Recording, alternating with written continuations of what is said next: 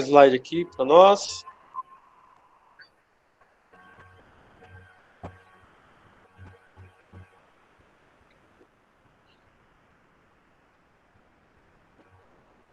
Apareceu para vocês?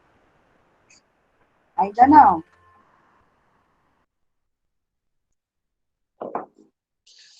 Agora apareceu. Apareceu, né? Então tá bom. Então, nós estamos trabalhando aí. Antes de entrar na história de Israel, eu falei para vocês que nós iríamos montar uma base, né? Então hoje eu pretendo terminar a primeira parte dessa base, que é o conceito de Deus como Senhor da história, tá? Deixa eu só colocar no slide correto.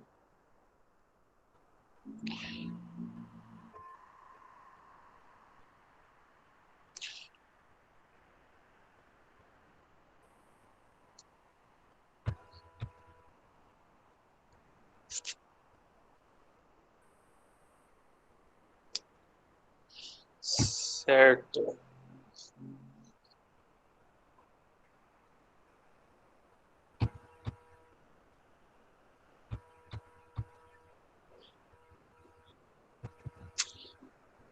Então, meus irmãos, nós vimos então que na última aula há várias visões de mundo, né? Há várias visões da história, melhor dizendo. Há a visão pessimista, há a visão otimista do homem, né? São visões que não fazem jus àquilo que o homem é na sua natureza.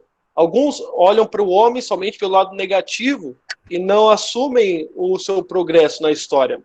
Há outros que só olham pelo lado otimista do aspecto humano e não conseguem enxergar as mazelas que perpassam toda a história com relação ao homem, né? E nós vemos que somente a Bíblia Sagrada ela consegue enxergar o homem de uma forma completa, de uma forma coerente, né? Eu diria que é uma forma realista, não pessimista e nem otimista, mas realista. Ela consegue ver no homem tanto a sua beleza, a sua majestade, porque ele de fato é a imagem e semelhança de Deus, e é isso que o torna tão especial, mas ao mesmo tempo nós observamos os efeitos catastróficos do pecado. E ali nós vemos o lado pessimista da história, que o homem vai de mal a pior. Tá? O homem vai de mal a pior. Então, a nossa visão, resumindo, ela é teleológica. Lembra aí da palavra teleológica, que é o estudo dos propósitos. Ou seja, há um propósito na história. Deus é o Senhor da história. Portanto, ainda que as coisas vão de mal a pior com relação ao homem, o final da nossa história é glorioso e triunfante. Porque Deus, ele rege a história. Tá? Deixa eu arrumar aqui.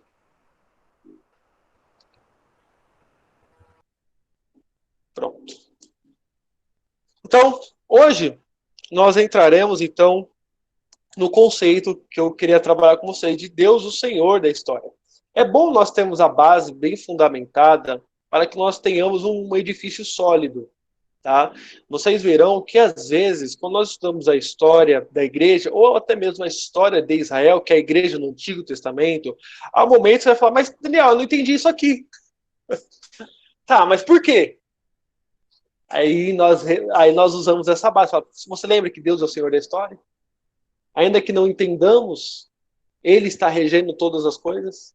Entende? Então, essas bases, elas vão te ajudar a lançar luz a problemas futuros que, porventura, vocês terão. Tá? Então, Deus é o Senhor da história. Hoje é esse ponto que eu gostaria de ressaltar com vocês. A história é a execução do plano de Deus, conduzindo todos os acontecimentos para sua glória. A história caminha rumo à eternidade, não de forma necessária, deteriorante ou aperfeiçoante, mas progressiva e realizante. Tá? Com isso, queremos dizer que o homem não está necessariamente pior nem melhor, mas que hoje, independentemente disso, está mais próximo do fim do que ontem. Observe que nessa afirmação, Deus está essencialmente proposto. Sem a compreensão de um Deus infinito, todo-poderoso, que transcende a história e que é ao mesmo tempo pessoal, que se relaciona conosco na história de forma amorosa e inteligente, a história para nós cristãos encontra o seu sentido nas Escrituras. Deixa eu aceitar aqui.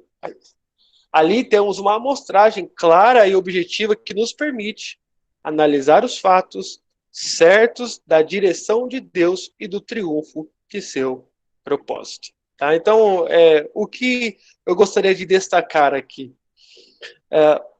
A questão é que, ainda que o homem ele seja mal por natureza, por conta do pecado, ainda que há esses problemas relacionados com a humanidade, e assim, né, há sempre problemas e progresso de um lado, né? Eu dei exemplos lá dos medicamentos, da tecnologia, mas eu dei exemplos também de que o homem continua sendo o mesmo.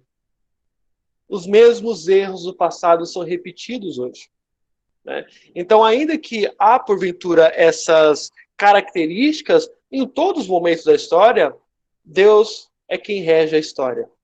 E quando nós dizemos que Deus rege a história, nós estamos afirmando que existe um Deus que é todo-poderoso e que ele não é a criação, longe disso, ele está para além da criação e que, ao mesmo tempo, ele é pessoal. Olha só que interessante. A religião cristã, ela afirma as duas coisas. Deus é imenso, poderoso, gigante, né? É incalculável o seu tamanho, mas ao mesmo tempo ele habita com o seu povo.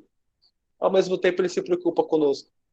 Eu acredito que o melhor texto que ilustra isso é Isaías 66. Abramos em Isaías 66 e alguém leia para nós, por gentileza. Isaías 66,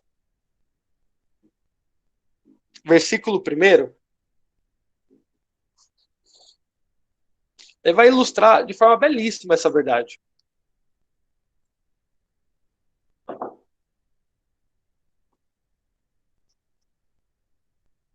Isaías 66, versículo 1.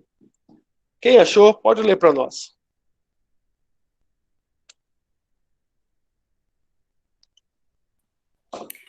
Assim diz o Senhor: o céu é o meu trono, e a terra os cabelos dos meus pés. Que casa me edificareis vós? E qual seria o lugar do meu descanso? Isso é bem interessante, né? Deus está falando, olha, vocês já pararam para pensar no meu tamanho? Olha, o planeta Terra, de forma figurada, logicamente falando, é como se fosse um escabelo para os meus pés. É um lugar onde eu coloco meus pés para descansar. É o estrado, né, para os meus pés descansar. Vocês já pararam para pensar nisso? Agora eu pergunto para vocês. Qual é a casa que vocês irão me edificar? Se nem os céus dos céus podem conter o nosso Deus, assim diz a palavra do Senhor, qual é a casa que ele edifica? Para que ele more aqui no meio do povo dele? O versículo 2 vai responder para nós. Porque a minha mão fez todas essas coisas, e todas vieram a existir, diz o Senhor. Mas o homem para quem olharei é este. Olharei, a ideia aqui é de estar junto. Tá?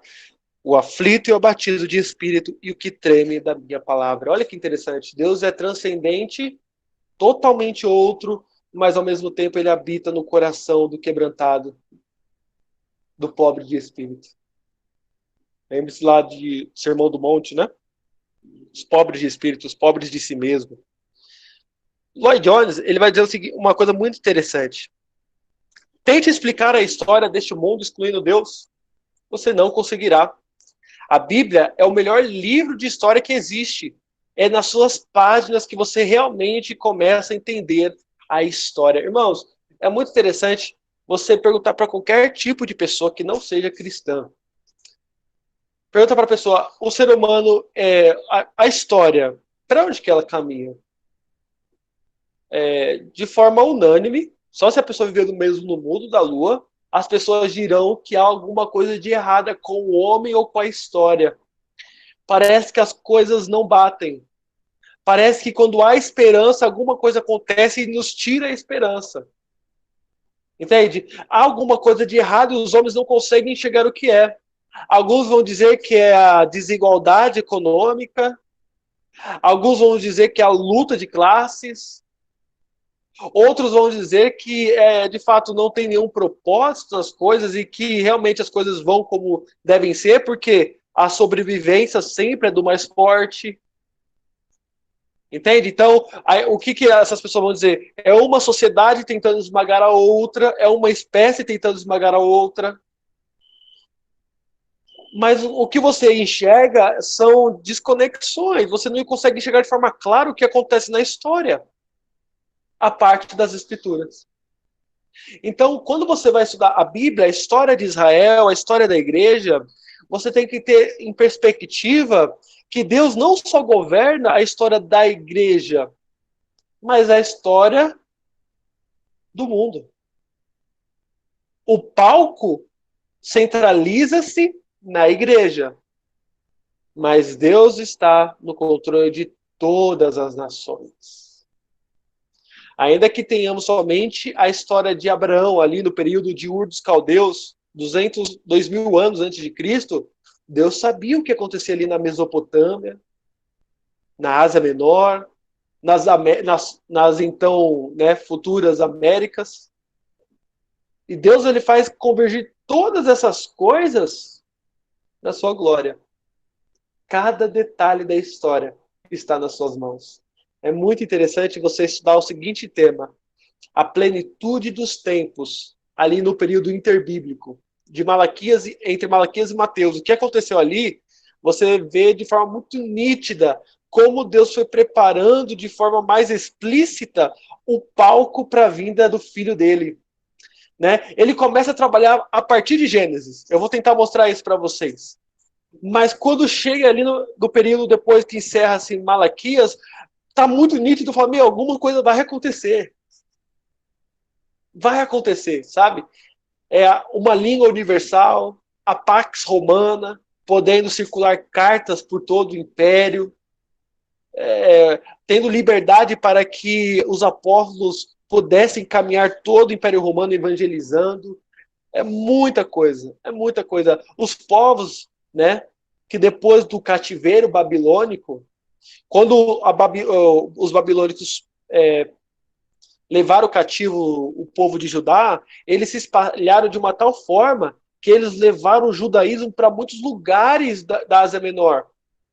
E quando o cristianismo chegou, muitos gregos gentios conheciam o judaísmo. E foi muito fácil falar, então, vocês conhecem o judaísmo? Aí os apóstolos, os discípulos dos apóstolos falaram, então, o cumprimento disso tudo que vocês ouviram falar se encontra na pessoa de Jesus Cristo. Então você vê o palco todo feito para a vinda do Messias, para a vinda do nosso eterno Redentor. E nós veremos essa progressividade na história.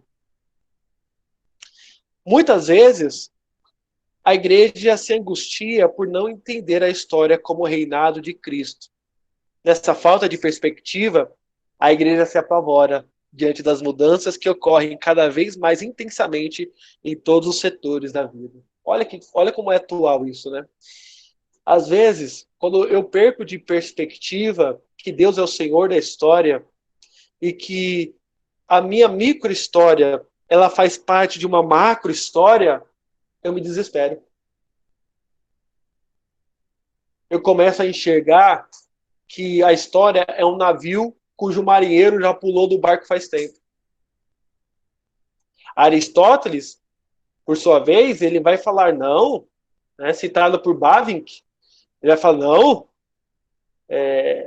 a história é um grande navio e o leme está nas mãos de Deus. Agora, se esse Deus que ele acreditava é o Deus das Escrituras, é uma outra história. Mas nisso ele acertou. Então, quando eu perco de perspectiva isso, meus queridos, eu começo a me apavorar com quaisquer mudanças que aconteçam no cenário político, social, ao qual eu estou inserido. Por exemplo, o coronavírus. Né? Fizeram uma pergunta para mim muito interessante. Depois da aula, me chamaram no WhatsApp e perguntaram o seguinte: Se o coronavírus, eu posso entender como uma lição de Deus para a igreja, para que nós saiamos melhores, ou não. A pandemia veio para tornar as pessoas piores do que elas já são. Há possibilidade de nós aprendermos com uma situação tão delicada como essa, com milhares de mortes? Como que funciona isso? Né? É muito interessante você entender isso. Como Deus ele é o Senhor da história, você tem que entender que Deus ele não tenta o seu povo. Deus ele não tenta o seu povo de hipótese nenhuma, mas ele prova o seu povo. Como assim? A diferença básica entre tentação e provação. A tentação, ela visa nos cair. A tentação tem por objetivo fazer cair a pessoa, tá? A qual ela tenta. Por isso que a Bíblia fala que Deus não a ninguém tenta. Então, Satanás é o tentador por natureza. Ele, quando tenta, ele visa a derrota. Quando Satanás tenta, ele visa a queda. Deus, por sua vez, ele não tenta o seu povo. Ele prova. Por quê? A provação visa a aprovação. A aprovação visa o amadurecimento do crente. Mas então, quer dizer que então Satanás não tenta o povo de Deus? É claro que tenta. Mas Deus transforma a tentação de Satanás em provação. Vocês lembram da história de José? Ele ser vendido como escravo foi pecado? Foi pecado. Mas no final ele fala, vocês intentaste o mal contra mim, mas Deus tornou em bem. Então aprendamos isso, irmãos. Qualquer sofrimento que venha, ela vem de uma forma para ímpios e vem de uma forma para os crentes. Coronavírus. Para os crentes, é provação. Né? É para que no meio do sofrimento nós saiamos, de fato, mais parecidos com Cristo. Mais confiantes. Com uma fé mais resoluta. Para ímpios, aí é tentação.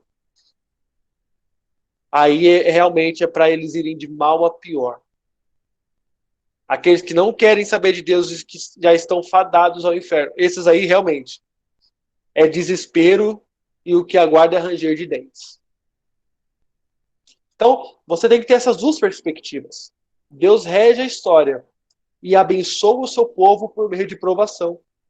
E permite que os ímpios se percam em tentações. E quando você perde isso de perspectiva, angústia. Anthony Huckman, no seu livro A Bíblia e o Futuro, ele vai dizer o seguinte: Deus está desenvolvendo o seu plano na história. Indivíduos podem rebelar-se contra Deus e tentar frustrar o seu plano. Outros tentarão realizar sua vontade de viver para o progresso do seu reinado. Em ambos os casos, Deus permanece no controle. Olha só, isso é lindo, né? Há ímpios que odeiam a Deus? É claro que há e sempre haverá. Mas só que você, ao ler o Salmo 2, eles tramam coisas contra o ungido de Deus, e ali é contra Cristo, né? De uma forma teológica. A lei de Davi é contra Cristo, que eles tramam, e contra a sua igreja, e eles querem destruir, né, a igreja de Cristo, o seu Messias. Mas a palavra diz que Deus ri deles, dos altos céus. Sejam rebeldes, sejam crentes. Ninguém escapa-lhe a mão. Todos estão debaixo do seu domínio. E ele está guiando a história para o bom termo. Portanto, quando falamos que Deus é o Senhor da história, não estamos excluindo a responsabilidade humana. Os atos livres dos homens concorrem de uma forma ou de outra para a execução do plano de Deus. Como eu já disse, a Bíblia relata que, apesar dos irmãos de José intentarem o mal contra ele, Deus realizou a sua obra por meio desses atos invejosos. No Novo Testamento, vemos que os que mataram a Jesus, vemos aqueles que mataram a Jesus. Entretanto, eles cumpriram livremente a vontade de Deus. Isso é muito interessante, né? Daniel, você está dizendo que Deus, ele é o Senhor da história, certo? E os homens, então, são robôs? Não. Isso é muito interessante. A Bíblia, ela sempre deixa o homem com a sua responsabilidade, mas ao mesmo tempo diz que Deus é soberano. É a grande tensão, né, que há nas Escrituras. Embora eu não consiga entender de forma lógica, eu assumo essas duas verdades, não como contraditórias, mas como 100% sendo verdadeiras, e espero no céu Deus me mostrar como essas duas verdades se relacionam. Tá? Então, por exemplo, os irmãos de José, eles quiseram entregar José por quê? Será que eles pensavam, não, José, que depois você vai ser governador do Egito e vai vir uma fome, você vai salvar a nossa família? Não. Eles fizeram por causa da maldade no coração deles mesmo. Né? Eles fizeram porque eles eram pecadores. Mas a Bíblia diz que Deus se vale dessas circunstâncias para levar o seu propósito em diante. Né? Por exemplo, olha, a partir de Gênesis 3,15, fica claro que Deus enviaria alguém que pisaria na cabeça da serpente e que a serpente lhe feriria o calcanhar, falando ali de Jesus Cristo, né? O próprio evangelho. Aí você fala, tá, Daniel, sempre foi propósito de Deus enviar o seu filho, sempre foi. Sim, sempre foi. Então os homens que crucificaram a Jesus não eram culpados? Atos, capítulo 2, versículo 21, 22 e 23, vai dizer que sim. Que eles eram culpados, porque eles fizeram isso por motivos pecaminosos. Eles entregaram a Jesus por inveja, os judeus por inveja, os romanos, ou melhor, Pilatos, por covardia, por política. Então, o Judas por questões financeiras. Mas ainda que Judas entregasse por questões financeiras, os judeus entregassem por inveja, Pilatos por política, eles estavam sendo agentes de Deus para a nossa redenção. Mas isso não os eximia da culpa de terem matado o justo Filho de Deus. Então, são duas coisas que você tem que ter de perspectiva e não negar as duas coisas. É isso que as pessoas não entendem. Deus, ele fala nas Escrituras que os caminhos dele são maiores que os nossos caminhos. E que os pensamentos dele são mais altos do que os nossos pensamentos. Lembre-se de Paulo falando em Romanos, quem foi conselheiro do Senhor? Ou profundidade da sabedoria. Irmãos, há um limite de criatura que nós não podemos ultrapassar. E esse limite, ao meu entender, se chama responsabilidade humana. O homem é 100% responsável nos seus atos e Deus é soberano. Ponto. São duas perspectivas que eu não posso abrir mão. Deus é Deus e eu sou homem. E como homem me limito naquilo que as Escrituras revelam. Tá? Agora, se você querer usar as Escrituras como meio aristotélico, da lógica, mas isso não faz sentido para mim, não é lógico. Tá, mas você está comprometido mais com a sua lógica ou com a revelação das Escrituras? Que as duas coisas vão se chocar uma hora. Da coisa mais simples à mais complexa. Por exemplo, machado pode flutuar? Na Bíblia fala que Deus, se assim lhe aprouver, ele suspende a lei da gravidade. Jesus andou sobre as águas. Certo? Então, há coisas na Bíblia que ou você vai pela sua lógica e fala, não, a razão é o crivo último do que é certo e verdade na minha percepção. Ou você fala, não, a minha mente é cativa às Escrituras. Tá? Então, com isso, eu não estou dizendo que a Bíblia é irracional. Muito pelo contrário. A Bíblia, na sua grande parte, ela é inteligível e racional. Mas em alguns momentos ela se torna supra-racional, ela está acima da nossa razão. E cabe a nós, como cristãos, nos rebaixarmos à revelação de Deus. Tá bom?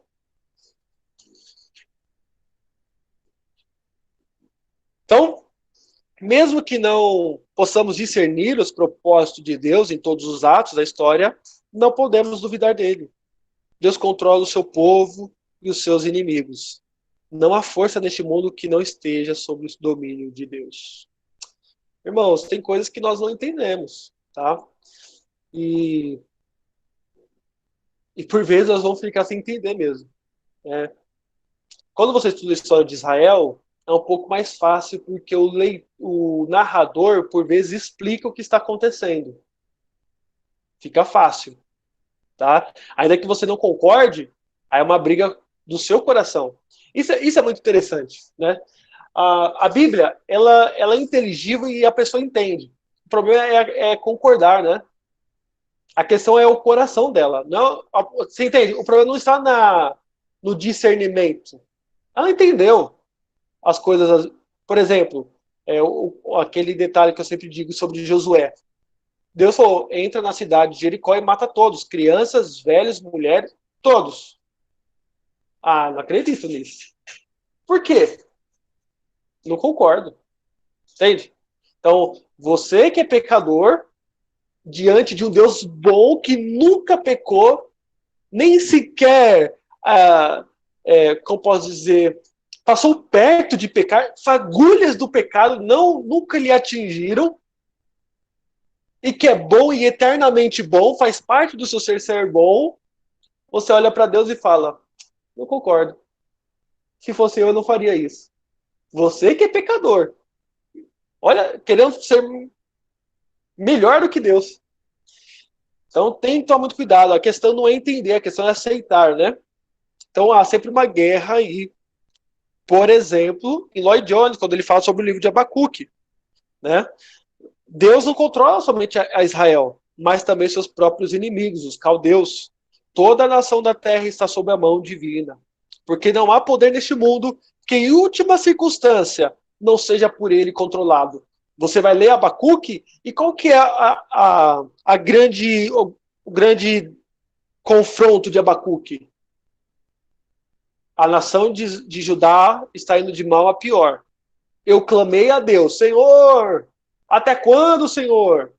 E Deus me responde, Abacuque, fica tranquilo, eu vou resolver o problema de Judá. Abacuque deve ter pensado, ainda bem, vai vir um avivamento, uma reforma religiosa novamente, que nem nos dias de Josias. Amém, louvado seja Deus. Não, Abacuque, eu vou trazer os caldeus, nação ímpia e impetuosa, que marcha pela largura da terra para se apoderar de terras que não são suas. Eles são como os lobos, leopardos, sedentos por sangue. Eles vêm e vão esmagar a Judá. É a mesma coisa, o seu filho fez uma bagunça na sua casa, você saiu, você falou, arruma a cama. É só arrumar a cama, é tão difícil isso, às vezes parece difícil, né? Aí você volta, ele não arrumou a cama. E pelo contrário, ele deu a louca nele e ele colocou fogo no colchão. Colocou o colchão pra rua e colocou fogo lá brincando. Beleza. Você tem que disciplinar o seu filho. Se você o ama mesmo, você o disciplina. E você não vai bater nele. Você vai chamar alguém do presídio federal para bater nele. Alguém ligado a uma facção criminosa para bater no seu filho e dar-lhe uma lição. Foi exatamente o que aconteceu com Israel, com Judá ali no período de Abacuque. Fala, poxa, Deus é santo, o Senhor não aprova o mal. Por que o Senhor vai chamar uma nação mais ímpia do que Judá para corrigir-nos? E no final Deus fala, fica tranquilo, eu sei o que estou fazendo. No final eu vou corrigir tanto os caldeus quanto o meu povo. Ninguém escapa da minha mão. Eu sou o Senhor da história. Aí Abacuque termina o livro dele relembrando os grandes feitos de Deus. E como Deus, de fato, ele guia o seu povo em todos os momentos da história. E que ainda que a figueira não floresça, ainda que as crises cheguem até o ponto de a esperança ser uma semente, ele fala, todavia, eu me alegro no Senhor. Ainda que eu não entenda. Eu sei que o Senhor é o Senhor da história, o seu povo não será perecível. Ele diz isso, né? O povo, ele vai falar, Senhor, certamente não morreremos. Abacuque clama, né? Tipo, Senhor, ainda vai sobrar a sua igreja, o Senhor vai preservar o seu povo, os seus fiéis. Vai sobrar santa semente, como sobrou, né? Nós somos frutos dessa santa semente. Veja, então, quando você estuda a história de Israel, é mais fácil, porque ali você tem o profeta explicando, o narrador explicando. O problema é quando eu quero interpretar a minha história, a história do mundo. Por que Deus deixou que Hitler nascesse, por exemplo? Por que Deus permitiu que um homem chamado Karl Marx escrevesse o Manifesto Comunista, O Capital, influenciando milhares de pessoas na história, trazendo mortes indizíveis? Stalin. Porque ainda há perseguição na igreja. São coisas que nós não temos as respostas. Nós temos os princípios gerais. E quais são os princípios?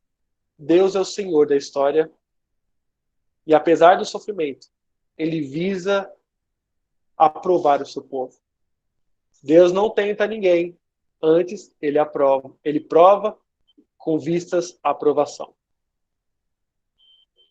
O fato de não entendermos perfeitamente os propósitos de Deus é inteiramente natural, afinal, Deus é o Senhor eterno e onisciente. Os caminhos de Deus não são os nossos caminhos, a sua mente é inescrutável. Muitos dos salmos bíblicos revelam a angústia própria de nossa infinitude diante da incompreensão da história, especialmente nos momentos de aflição. Ao mesmo tempo, estes salmos testemunham a confiança destes homens no Deus providente e todo-poderoso que cuida do seu povo, permanecendo sempre no controle da história. Olha, vamos ver algum salmo que fala sobre isso, né? Essa angústia que os salmistas às vezes tinham. Fala, Senhor, o Senhor é o Senhor da história, eu te sirvo e eu sofro, né? Abra comigo lá no Salmo 44.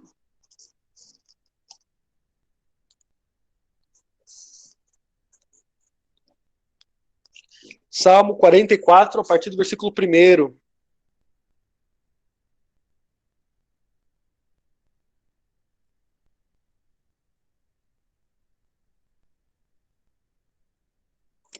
Olha só que lindo, irmãos. Ouvimos, ó Deus, com os próprios ouvidos, nossos pais nos têm contado o que outrora fizeste em seus dias. Como por tuas próprias mãos desaposaste as nações e os estabeleceste. Oprimiste os povos e aos pais deste largueza, pois não por sua espada que possuíra a terra, nem foi o seu braço que lhe deu vitória, e sim a sua destra, o seu braço, e o fulgor do teu rosto, porque te agrada deles. Ah, tu és o meu rei, ó Deus, ordena a vitória de Jacó. Com teu auxílio vencemos os nossos inimigos. Em teu nome calcamos aos pés os que se levantam contra nós. Interessante, aqui o salmista está lembrando da conquista da terra prometida. Ele está falando, Senhor, não foram as nossas espadas, não foram as forças dos valentes. Antes, Senhor, foi o teu braço. O Senhor ia à frente e ganhava as batalhas por nós. E agora ele olha para o presente, no versículo 6, ele diz, Senhor, igualmente a mim, eu não confio no meu arco, e não é a espada que me salva, pois tu nos salvaste dos nossos inimigos, e cobriste de vergonha os que nos odeiam. Em Deus, nos temos gloriado continuamente, para sempre louvaremos o teu nome. Então, o salmista, ele pega a história do passado e fala, Senhor, os nossos pais nos têm contado a história, que o Senhor é quem ganha as nossas batalhas, o Senhor luta por nós. Eu, igualmente, não confio na minha espada, e não é o meu poder, a minha força que garante a vitória. É o seu nome, Senhor. É o Senhor que ganha a vitória por nós. Aí entra a crise. Versículo 9. Agora, porém, tu nos lançaste fora e nos expuseste à vergonha, e já não sais com os nossos exércitos. Versículo 24. Por que escondes a face e te esqueces da nossa miséria e da nossa opressão? Senhor, por que o Senhor não sai conosco mais nas batalhas? Porque se o Senhor saísse, nós teríamos ganhado todas elas. Por que o Senhor se esqueceu de nós? Porque o Senhor esconde o rosto de nós. Enquanto nós somos oprimidos pelos inimigos, Senhor, somos o teu povo, ovelhas do teu pastoreio. Por que a sua providência por vezes é tão amarga? É esses momentos da história que vem a angústia. De nós não entendermos o que está acontecendo. E porque Deus por vezes deixa o seu povo aparentemente a sua própria sorte. Com certeza vocês já passaram por isso, né? Sabem muito bem qual é a sensação. Ó, Senhor, eu estou te servindo, e minha família parece que não vai, parece que as coisas não caminham, né? Aí você olha na macro história, Senhor, nós queremos louvar o teu nome na terra dos viventes. Senhor, nós queremos ir para a igreja não para ter um ponto social, mas para louvar o teu nome como povo de Deus, porque o Senhor não permite. Porque as coisas estão tão difíceis ainda para o teu povo. É nesses momentos que nós ficamos encabulados e nos agarramos a essa esperança. Deus é o Senhor da história. Nem sempre podemos ser capazes de discernir o propósito de Deus na história. Mas que esse propósito existe é um aspecto primordial da nossa fé. Irmãos, se você deixar de crer que Deus tem um propósito na história e que Ele está levando todas as coisas, ainda que seja com sofrimento e alegria, ainda que seja uma providência agridoce, se você perder essa perspectiva que Deus leva a sua igreja, está levando a sua igreja ao triunfo, você perdeu a base da sua fé. E crer que Deus é o Senhor da história é o pontapé inicial da fé. Por que você acha que Paulo estava confiante quando ele escreve a sua última carta a Timóteo, né? Você lembra o que ele disse lá para Timóteo? Deixa eu ler aqui para vocês. Segunda carta de Paulo a Timóteo, capítulo 4.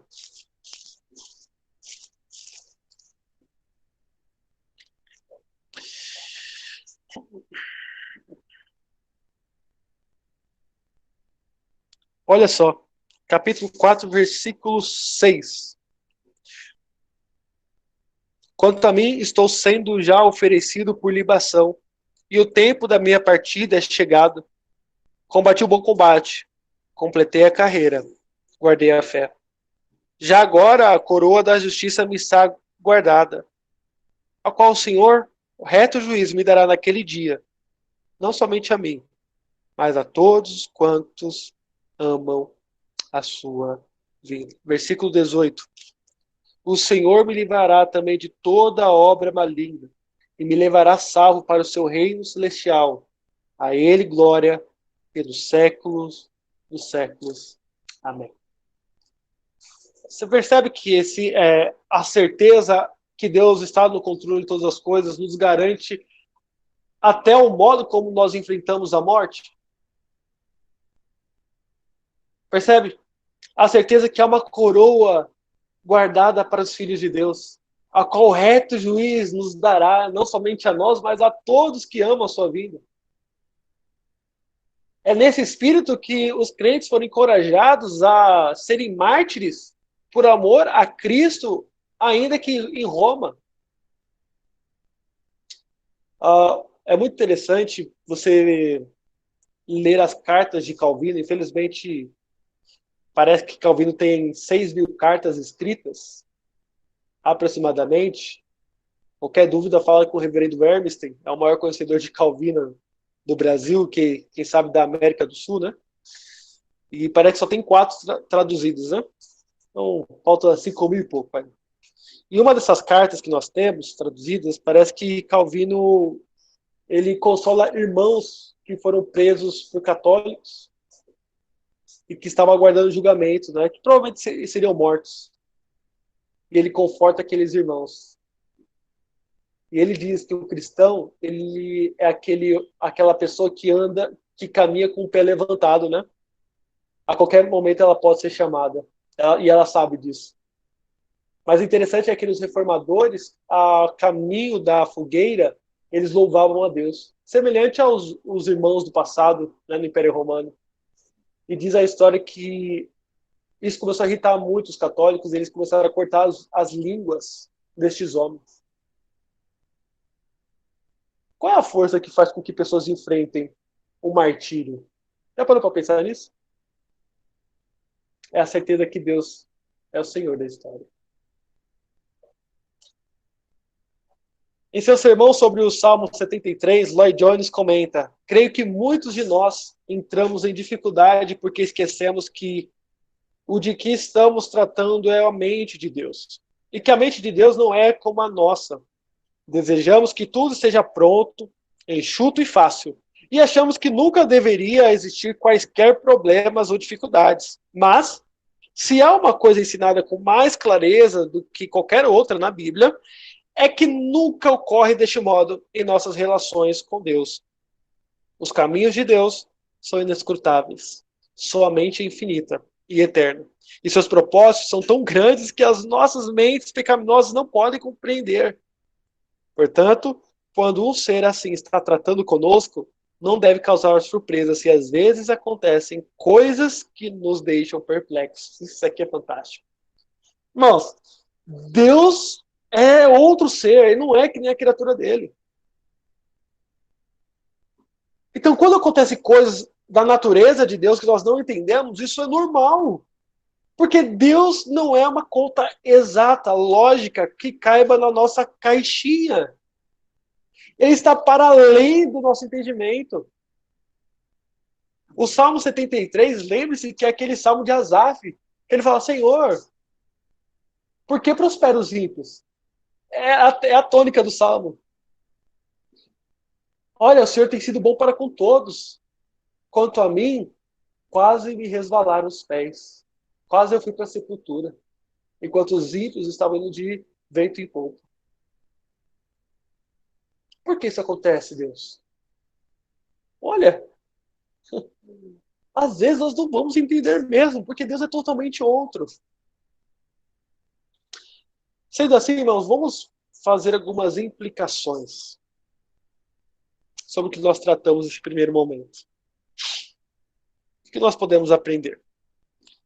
Primeiro, devemos ler a história bíblica, reconhecendo que Deus é o autor soberano de toda a história. Devemos nos submeter ao seu ensino e às ações de Deus humildemente, reconhecendo a nossa limitação. Reconhecer, Senhor, eu não entendo, mas eu confio que o Senhor controla todas as coisas. Segundo, devemos interpretar a nossa história do mesmo modo. Deus é soberano e rege a história, ainda que não entendamos os seus santos propósitos. Terceiro, saber que Deus é o Senhor da história é o que dá esperança e segurança para o cristão. Isso que dá segurança para nós, irmãos. Tá? Não é teoria, mas prática. Isso tem aspectos muito práticos. Por exemplo, Spurgeon vai falar: não há atributo mais consolador para seus filhos do que a soberania de Deus.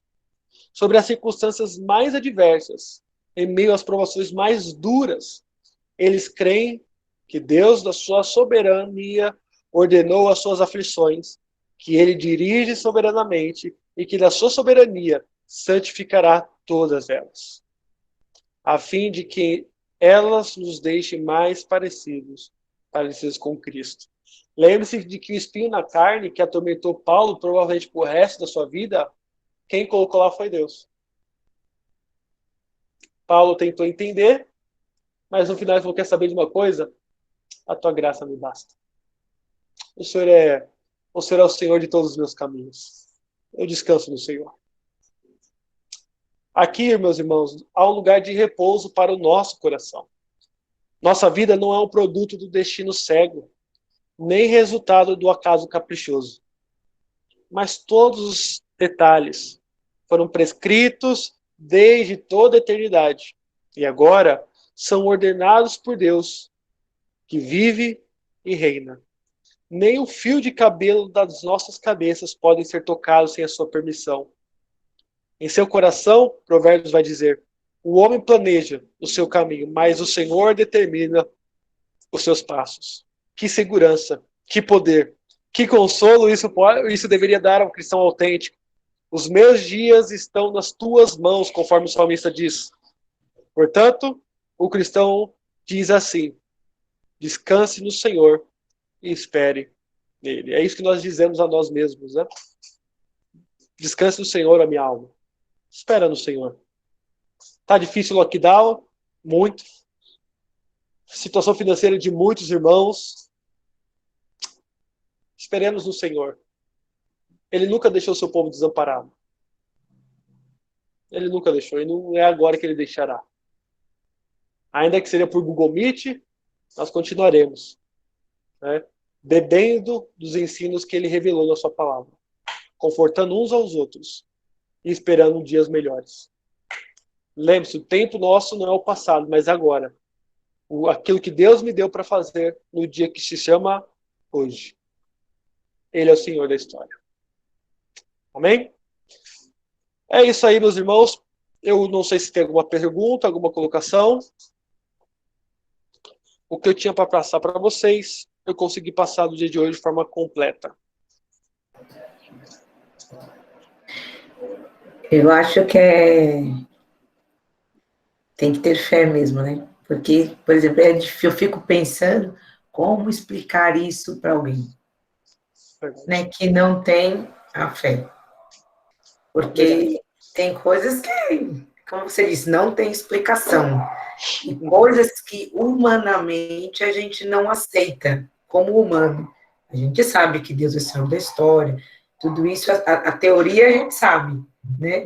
Mas na hora que a gente está passando uma situação, ou que você tem que explicar isso para alguém, aí que pega, né? Isso é verdade.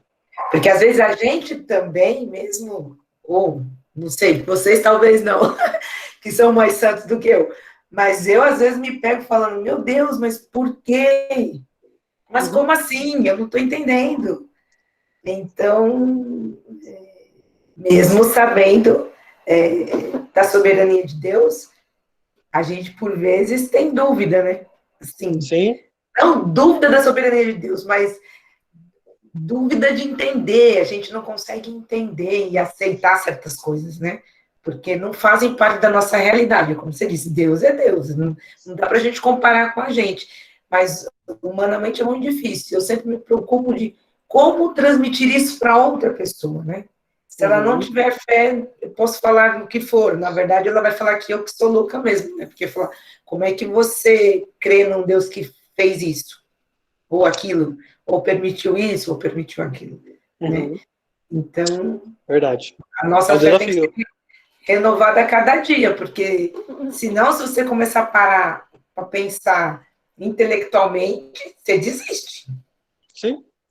E assim, eu concordo contigo, viu, Marlos? Realmente é um desafio. Por quê? Porque a semente de todo pecado se chama incredulidade, né? Você lembra que foi a primeira tentação da serpente para com Eva, né?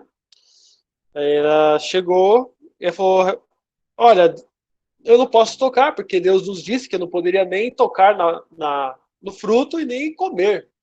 De fato, ela acrescentou. Mas o que a serpente disse? Foi isso mesmo que Deus disse? Entende? Colocou em dúvida aquilo que Deus havia dito. Então, de fato, o ser humano, ele carece dessa fé genuína, fé em Deus, né? É muito interessante você... Qual que é a ideia? Quando a gente está falando aqui, primeiramente, de descrentes, né? Como que um crente chega para um descrente? Eu aconselho você primeiro, finge que o coração do crente é uma casa. a sua tarefa é acabar com o telhado daquela casa, usando uma figura de Francis Schaeffer. Você tira o telhado e faz com que ela olhe para cima. Como isso funciona? O que eu quero dizer na prática é que você tem que mostrar a raiz do problema para aquela pessoa. Por exemplo, esses dias eu estava com uma pessoa, não crente também, e estava junto com a Flávia e tal, conversando com essa pessoa, e aí, essa pessoa falou, eu fui da igreja, mas eu tive filho e realmente me trataram mal, né? Então a igreja para mim não dá certo, as pessoas são egoístas, as pessoas são santarronas, e quando você peca, as pessoas te julgam. E eu deixei ela falar, né? Aí eu falei para ela o seguinte, falei, deixa eu te falar uma pergunta que eu nunca te perguntei. O que você pensa sobre Jesus? Mas, Lúcia, essa é a questão fundamental. O ser de Jesus. As pessoas vão fugir para a história, para as circunstâncias, porque criancinha nasce com câncer. Mas o problema não está aí. A questão é a pedra angular, a pedra de escândalo. O que aquela pessoa acredita sobre Jesus? Ela falou, eu acredito que ele veio ao mundo, mas não acredito que tudo que está na Bíblia é verdade. Coisas. Então, o problema dela não era com relação à igreja que menosprezaram ela, era a incredulidade no Filho de Deus. Entende? Então, quando a pessoa não se curva ao senhorio de Cristo, Lúcio, realmente ela não vai acreditar nesse elemento do Deus das Escrituras sendo o Senhor da história. Tudo começa no Evangelho. Então, a gente não pode fazer um caminho ao contrário. Entende? Esse modo de enxergar a história só faz sentido para quem se rendeu aos pés do Redentor. Caso contrário, o que eu estou falando aqui, ainda que com bases bíblicas, a pessoa vai ouvir por um ouvido e sair pelo outro. Então, o que eu aconselho vocês, sempre quando for evangelizar alguém, ainda que a pessoa seja... mas a pessoa ela é do direito, a pessoa... Esquece isso. Evangelho. Né? O que você acredita sobre Jesus? E é só 3 opções, né? Conforme C.S. Lewis diz. Ou Jesus, ele existiu e ele foi um mentiroso. De fato, ele não era o filho de Deus. Porque ele fala que é o filho de Deus. Mas então ele era um mentiroso. Ou ele era um louco. Né? Ele era um louco aí, que achava que era filho de Deus. Ou ele estava falando a verdade e de fato era o filho de Deus. Se você falar para mim que ele é mentiroso, eu vou falar para ele que ele foi o maior vigarista de todos os tempos. Mas esse vigarista, ele conseguiu transformar o Ocidente e o Oriente, a ponto de, né, falando agora do Ocidente, o calendário ser dividido em antes e depois dele. E leis serem pautadas e criadas visando o ensinamento dele. Culturas serem solidificadas por meio dele. Né? Então, e ainda que ele seja um louco ou um mentiroso, é inconcebível isso, porque ele continua transformando vidas por meio dos seus ensinamentos até os dias de hoje. Há milhares, uma multidão incontável de pessoas que foram transformadas pelos seus ensinamentos. Como que um mentiroso ou um louco poderia ter esse poder? O que me sobra é que realmente ele existiu, o que ele disse era verdade, ele era o Filho de Deus, e ele governa a história do louvor da sua glória. Ainda que eu não entenda, ainda que tenha sofrimento envolvido, eu sei que a sua igreja no final triunfará e ele voltará para nos buscar. Entende? Então, eu costumo dizer que tudo parte de Cristo e tudo deve voltar a Cristo. Quando eu estou com pensamentos incrédulos, né, de sofrimento, eu tenho que lembrar, poxa, eu digo que eu sou cristão. Ele é um homem de dores. Não é isso que Pedro vai falar? Né? Que ele morreu para que nós seguíssemos as suas pegadas? É o que Spurgeon vai falar, né? Eu coloco isso num outro slide. O seu mestre recebeu coroa de espinhos e você quer receber coroa de flores? Eu acredito, então, Marlos, que é tudo uma questão de perspectiva, sabe? Você falar, poxa, a minha micro-história é um pontinho muito pequeno dentro da grande história a qual Deus está formando para o louvor da sua glória. Então eu tenho que me render, tirar o meu eu como referência e ter a palavra de Deus como referência. E saber que nesse palco eu não sou protagonista. O protagonista é o próprio Filho de Deus. Nesse grande teatro chamado criação. Eu acho que caminha por aí, nessa perspectiva. Tá certo? Samuel?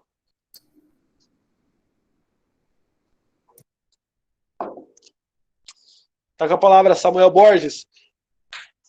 Se até Deus chamou 3 vezes, quanto mais eu, né, Samuel? Tá com a mão levantada aí?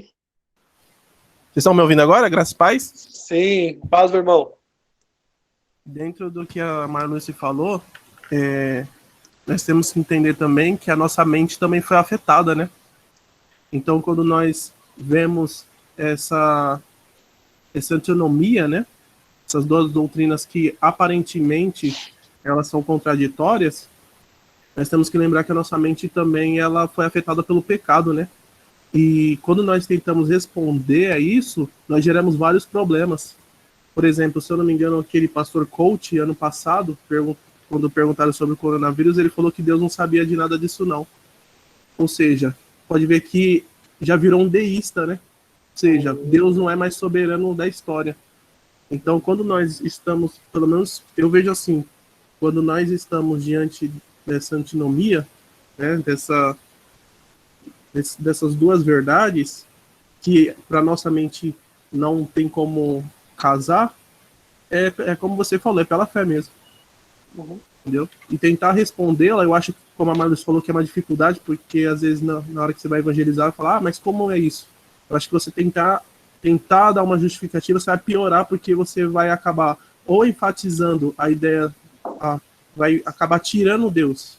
Tipo, Deus não vai ser mais aquilo. Então, sem a revelação, usando apenas a razão, a gente cria mais heresia. Então, Verdade. É só isso. Não, perfeito. E melhor, vamos definir o termo aqui, né? O Samuel falou um termo teológico chamado antinomia, né? Anti é contra, né? E nomia vem do grego nomos, lei, contra a lei. A ideia é contra a lei da lógica. Né? Como que o homem ele é responsável e Deus decreta todas as coisas. Tá? Spurgeon ele usa uma imagem muito interessante de um trilho. Né? Aqui está o trilho da soberania e aqui está o trilho da responsabilidade humana. O trem, que é a história, caminha nesses 2 trilhos, ainda que eles não se cruzem. Né? Ainda que eles não se cruzem. Então, são 2 verdades paralelas, que aparentemente são contraditórias, mas que não são. Né? A Bíblia ela ensina as 2 verdades de forma bem clara. Tá? De forma bem clara. Então, eu acredito que tudo começa no Evangelho. Irmãos, o problema dos homens sem Deus, as pessoas que não têm nosso Redentor, não é um problema de entendimento. É um problema de incredulidade, pecado. Né? Ainda, olha só, nem mesmo Adão, antes da queda, ele conseguiria entender a Deus. Adão, mesmo antes da queda, ele precisou de Deus falar com ele, de se revelar. A revelação começa antes da queda. Quando Deus dá o mandato para Adão, ele está se revelando. Adão, eu não quero que você faça isso. Eu não quero que você coma o fruto. De todas as árvores, você pode comer, menos dessa árvore. Entende? Então, é necessário sempre uma revelação de Deus. Quanto mais depois da queda. Entende? Então, por quê? Porque ele é outro ser, ele é criador, eu sou criatura. Ele é ilimitado, eu sou limitado. E com o fator pecado, aí realmente nasce dúvida, incredulidade, limitações são agravadas e tudo mais. Então, você ler a Bíblia, o que nós estamos trabalhando aqui? Trabalhando a lente pela qual nós iremos ler as Escrituras. Qual é a lente? Deus é o Senhor da história. É esse o ponto que eu gostaria de enfatizar hoje. Deus é o Senhor da história. Ainda que eu não entenda. eu sou limitado. É isso. Tá? É nesse ponto que eu gostaria de enfatizar. Muito bem colocado aí, Samuel. Certo? Mais alguém?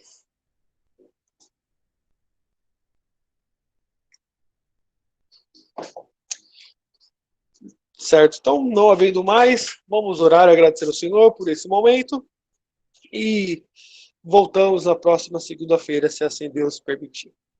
Vamos orar? Santo Deus, amado Pai, graças te damos. Porque nós fomos encorajados hoje pelo teu ensino, que o Senhor rege toda a história. E é essa lente pela qual nós devemos ler a tua palavra e interpretar o nosso momento. Por vezes isso é difícil, é desafiador, mas nós nos curvamos à tua soberania. Sê conosco, nos dá o encorajamento necessário, tira todo medo, toda incerteza. Ó Deus, como aquele homem rogou ao teu filho, aumenta-nos a fé, para que creiamos em ti. É o que nós pedimos ao Senhor, em nome do nosso eterno e maravilhoso Redentor, Jesus Cristo. Amém. É isso aí. Deus abençoe. Segunda-feira estamos de volta, se assim Deus permitir. Um grande abraço. Tchau, tchau, gente. Amém. Tchau, tchau. Um abraço, obrigado. Amém, Deus abençoe. Até.